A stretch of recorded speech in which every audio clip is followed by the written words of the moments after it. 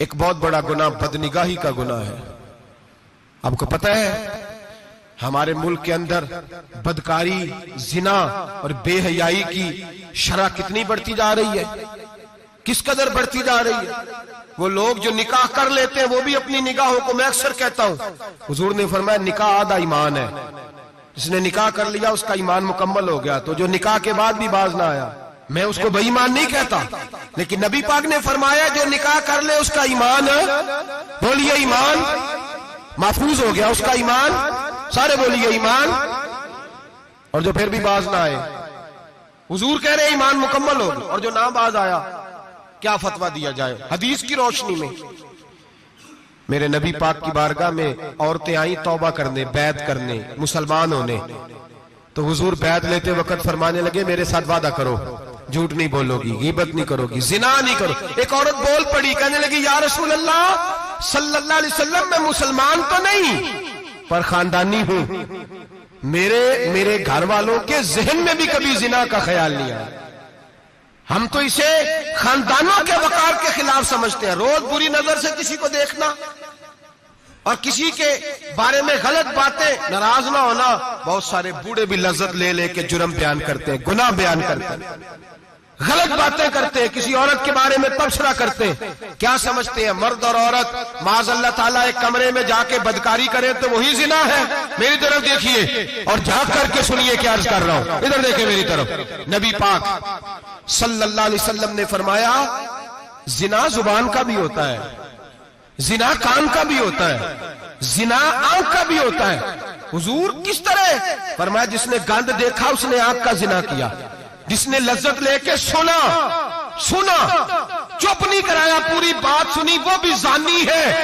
اور جس نے گندی بات بولی وہ منہ کا زانی ہے، جس نے گند سوچا وہ دماغ کا زانی ہے. اور زانی کو سب سے پہلی سزا اللہ یہ دیتا ہے کہ سجدے کی لذت چھین لیتا ہے، عبادت کا سرور چھین لیتا ہے، اس کا نماز میں دل نہیں لگتا. قرآن میں سب سے پہلی سزا اسے اللہ اپنے دروازے سے دور کر دیتا ہے. بھائیو آج ہمارے سجدے بے کیف ہیں، آج لوگ غلط جگہ پہ گھنٹوں بیٹھے رہتے ہیں، مسجدوں میں لوگوں کے دلوں کو گھبراہٹ ہوتی ہے، لوگ بھاگتے ہیں. میرے نبی پاک نے فرمایا تو نظر کو پاک کر لے، اللہ تیری عبادت میں لذت پیدا فرما دے گا. میرے بھائی یاد رکھ لیں اور سن لیں، سب سے کمزور آدمی وہ ہے جس کا ذہن پاک نہیں، سب سے کمزور آدمی وہ ہے جو کردار کا غلط ہے. ایک بات میں نے پڑھی، آپ یقین کریں میرا دل کرے کہ میں آگ لگا دوں اس عنوان کو جس پہ گندگی لکھی جاتی ہے، ان اخباروں کو، ان چیزوں کو جس پہ گند لوگوں کے دلوں میں. وہ انڈیا کی ایک وزیر اعظم عورت گزری تو کسی نے اس سے کہا کہ پاکستان نے تو تمہیں شکست دی ہے، تم جیت نہیں سکے بڑا ملک ہو کے. کہنے لگی کوئی بات نہیں، تھوڑا وقت ٹھہر جاؤ، ہم ان پر تہذیبی یلغار کریں گے، ان کے گھروں میں ننگا ناچ کریں گے، یہ گندی تصویریں دیکھیں گے، یہ گند میں الجھ جائیں گے. اور جو قوم گند میں الجھ جایا کرتی ہے وہ پھر کسی سے لڑنے کی طاقت نہیں رکھتی، اس کے اندر ڈٹ جانے کی ہمت نہیں ہوتی، اس کی غیرت کے جنازے نکل جاتے. دل کرتا ہے جل جائیں وہ جل جائیں جہاں سے برائی پھیلتی، تباہ ہو جائے وہ علاقے جہاں سے گند ہوتا ہے. لوگ گند کی کمائی کھاتے ہیں، گند کی ایکٹروں کے ساتھ کھڑے ہو کے فوٹویں کھچاتے ہیں اور گناہ پہ فخر کرتے ہیں.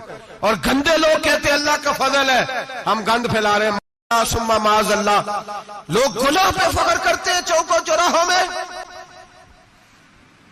محمد بن قاسم آئے ہندوستان پہ راجہ دہر کے مقابلے میں، نوجوان میری طرف دیکھیں اور صحیح ہو کے بیٹھے، خاصے صحیح ہو کے بیٹھے، تقریر نہیں کر رہا، جذبات کا، میرے جذبات سنیں، دل کے پھپولے جل رہے ہیں سینے کے داغ سے.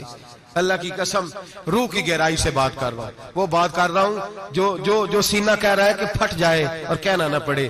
قرآن و حدیث پڑھتے ہیں اور پھر اپنا حال دیکھتے ہیں تو لگتا یہ ہے کہ عذاب قریب آ گیا ہے، لگتا ہے زمین پھٹنے والی ہے، آسمان گرنے والا، لگتا ہے قریب آ گیا سارا کچھ.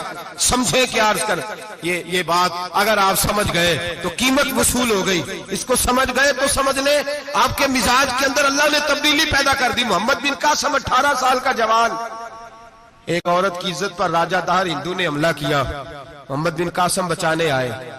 جب ہندوستان آئے فوج تھوڑی تھی، علاقہ تھوڑا تھا، راجہ دہر کی فوج بہت زیادہ، اور پھر اپنا عرب چھوڑ کے یہاں آ کے ہندوستان میں اس کے علاقے میں اس پہ حملہ کرنا، حالات خراب تھے۔ محمد بن قاسم پریشان ہے۔ ایک بزرگ نے دیکھا، کہنے لگے پریشان کیوں ہو؟ کہنے لگا سوچتا ہوں علاقہ بھی اس کا، فوج بھی اس کی، میرے فوجیوں کو تو رستوں کا بھی نہیں پتا، کیسے جنگ کریں گے، کدھر سے آئیں گے، اور پھر ہمیں زبان بھی نہیں آتی، کیسے کام ہوگا، ڈر رہا ہوں۔ 2-4 دن گزرے تو محمد بن قاسم اشاش بشاش ہو گئے۔ وہ بزرگ کہنے لگے خیر ہے، بڑے مطمئن ہو گئے ہو؟ کہنے لگے بس راجہ دہر ہم سے مقابلہ نہیں کر سکتا، راجہ دہر ہمارے مقابلے میں کھڑا نہیں ہو سکتا، وہ گرا کے گرا، وہ لڑکھڑایا کے لڑکھڑایا، ریزہ ریزہ ہو جائے گا۔ آپ کو کیسے خوشخبری مل گئی؟ کہنے لگے مجھے پتا چلا ہے کہ راجہ دہر ذہن کا گندا ہے، وہ تو چچا کی بیٹی کو نہیں چھوڑتا، ماموں کی بیٹی کو نہیں چھوڑتا، خالہ کی بیٹی کو گندی نظر سے دیکھتا ہے۔ جس کا ذہن گندا ہوتا ہے وہ کسی کا مقابلہ نہیں کر سکتا، ہمیں فتح ہوگی، فتح، وہ گرے گا۔ وہ بزرگ کہتے ہیں میں سمجھ گیا کہ واقعی سے فتح ہوگی۔ آج کشمیر کیوں آزاد نہیں ہو رہا، فلسطین میں آگ کیوں لگی ہوئی ہے؟ مسلمان جب تک ذہن کا گندا ہے کمزور ہے، جب تک ذہن کا ناپاک ہے کمزور ہے۔ حضرت سعد بن ابی وقاص رضی اللہ تعالیٰ عنہ فرمایا کرتے تھے اللہ مسلمان کی مدد اتنی دیر تک کرتا رہتا ہے جتنی دیر تک مسلمان کا ذہن صاف رہتا ہے، کردار پاک رہتا ہے۔ آگ اس لیے معاشرے میں لگی ہے۔ نوجوانوں تم کہتے ہو کامیابیاں نہیں ملتی، اسے کیسے کامیابی مل سکتی ہے جس کا ذہن ہی صاف نہیں؟ وہ کیسے دنیا کی بازی جیت سکتا ہے جس کی نگاہ ہی پاک نہیں؟ وہ کیسے آگے بڑھ سکتا ہے جس کے کردار میں پاکیزگی نہیں؟ اپنے آپ کو پاک کر لو، اللہ ہر مشکل میں تمہاری مدد فرمائے گا، ہر رستے میں تمہاری مدد فرمائے گا۔ اور میں نے کہا جب آدمی ناپاک ہوتا ہے تو رب کریم اس سے عبادت کی لذت چھین لیتا ہے، اور اللہ کی سب سے بڑی سزا یہ ہے کہ کسی کو سجدہ نہ لمبا کرنا دے۔ رب کریم سب سے زیادہ اس سے ناراض ہے جس کو قرآن پاک کے کھولنے کی توفیق نہ ہو۔ سب سے زیادہ رب کریم اس شخص سے ناراض ہے جو اللہ کی بارگاہ میں جھکنے کی لذت چھوڑ جائے۔ میرے نبی پاک سید عالم علیہ السلام کے صحابہ لمبی عبادتیں کرتے تھے، لمبی۔ کسی نے کہا تھا روم کے بادشاہ تھے کہ یہ مسلمان فاتح کیوں ہو جاتے ہیں؟ تو اس نے کہا میں نے مولا علی کے زمانے میں جاسوسی کرائی تھی، پتا کیا تھا کہ ہر میدان میں کامیاب کیوں ہوتے ہیں۔ تو کہتے ہیں میں نے دیکھا یہ دن کے مجاہد ہوتے ہیں پر رات کے عابد ہوتے ہیں۔